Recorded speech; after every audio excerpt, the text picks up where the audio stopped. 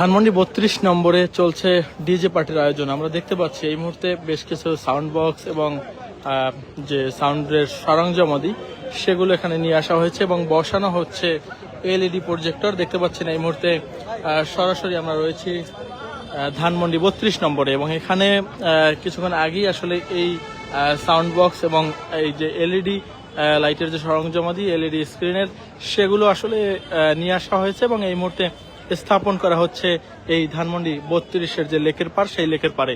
এবং এখানে কিছুক্ষণ পরেই যে জুলাইয়ের বিভিন্ন ডকুমেন্টারি আসলে এখানে দেখানো হবে, পাশাপাশি ডিজে পার্টির আয়োজন করা হবে বলে জানিয়েছেন এখানে উপস্থিত উৎসুক যে নেতাকর্মীরা রয়েছেন বিভিন্ন দলের তারা। এবং দেখতে পাচ্ছেন এই মুহূর্তে সাউন্ড বক্সগুলোকে যে সেট আপ দিচ্ছেন এবং আমরা দেখছি একটি এলইডি স্ক্রিনও এখানে স্থাপন করা হচ্ছে।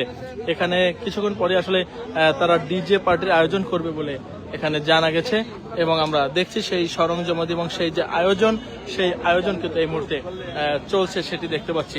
এলইডি স্ক্রিন বসানোর যে কাজ সেই কাজ প্রায় শেষ মুহূর্তের দিকে এবং এরপরেই আসলে এখানে তাদের যে জুলাইয়ের বিভিন্ন ডকুমেন্টারি এবং পাশাপাশি জুলাই ডকুমেন্টারির পাশাপাশি এখানে ডিজে পার্টির যে আয়োজন সেই আয়োজন করা হবে বলে জানিয়েছে এখানের এই আয়োজকরা। আমরা এখানে যারা রয়েছেন বেশ কয়েকজনের সঙ্গে আমরা কথা বলার চেষ্টা করব যারা এখানে আছেন এবং জানতে চাইবো আসলে এখানে কি ধরনের আয়োজন এই মুহূর্তে চলছে সেটি তাদের কাছ থেকে আমরা জানবো। দেখছেন ইতিমধ্যেই এখানে যে সাউন্ড বক্স এবং এলইডি স্ক্রিন সেই এলইডি স্ক্রিনের যে সেই সেট আপ কিন্তু এখানে চলছে সেটি আমরা দেখতে পাচ্ছি।